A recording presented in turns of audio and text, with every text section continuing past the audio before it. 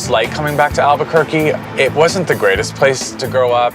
This might surprise you, but a redhead with my skin tone, doesn't really want to be raised in the desert. But it's fun to come back to and visit now. Hello. Third time's a charm. So I've come here today to try and find out more information on your side of the family, specifically Grandma Jessie and her history. She's kind of where it ends for me. I don't know anything beyond her, so I'm very excited to figure out how far back I can go with that side of the family. Let's look at some of the photos, and maybe this will jog some questions here. This was an early picture. This is one of my favorite pictures of you. I was very cute. You were a cute little hockey puck. This is a picture of my mother. It's a very classy photo. I've seen this picture. I want a copy of this. This is Grandma Jessie. Yeah. And this is my maternal grandfather, God. Jesse Wheat Uppercut. Okay. I did not know I was named after him as well. All right, so this is Grandma Jessie's dad, my great-grandfather. Correct. J.W. Uppercut. Look at that top hat. Yeah. Well, he was a lawyer. So I play a lawyer on television. I know something about that. Never knew him. I do remember my mom saying that he was born in Maryland. He looks like you, Dad. A little bit. Christmas Day, 1923. A modest token of affection from your husband. To Elizabeth Uppercut. So this is Elizabeth, my great-grandmother. Correct. It's very modest. I love that this is his token of affection. Just him looking very mad. Wow. That's where your knowledge ends, too. Pretty much. Kind of where mine does. Yeah. I just learned that my great-grandmother was Elizabeth and my great-grandfather was Jesse Wheat Uppercut. So Grandma Jessie and I obviously got our names from him. So now I'm curious to see if I can find anything about my great-grandfather online. We should Google Jesse Uppercut, Law, Maryland. All right, I'm not seeing anything here, so...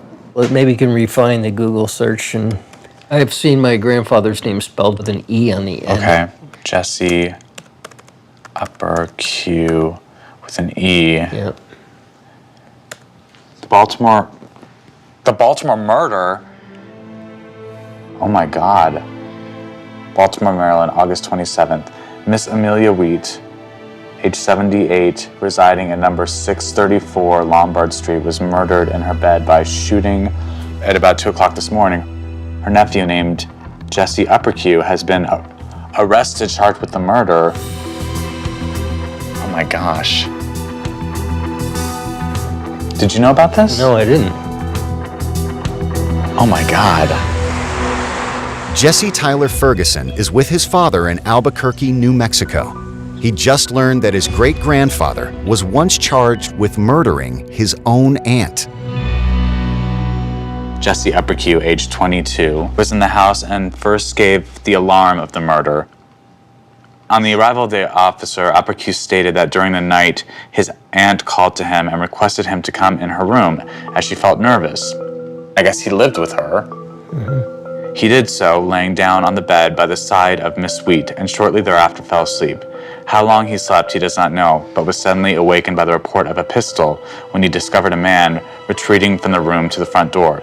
He instantly sprang from the bed and fired 2 shots from his own revolver at the retreating robber and murderer who escaped. Miss Wheat was shot through the left temple. Okay, well, this got juicy really fast.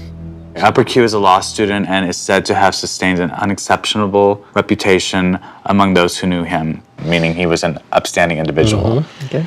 Well, you think back when you were 22 years old. I think back when I was 22 years old. You do some crazy things. You don't shoot your aunt.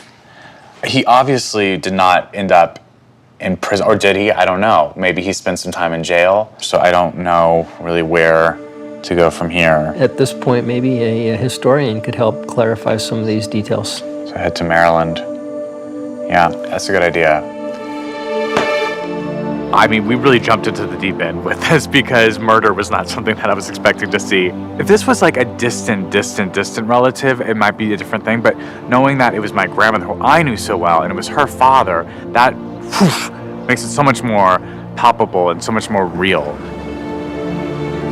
The details of the actual murder and his account of it, there's something very strange about the story. The dots don't really line up for me. I don't know. I mean, I can't imagine how anything could get crazier.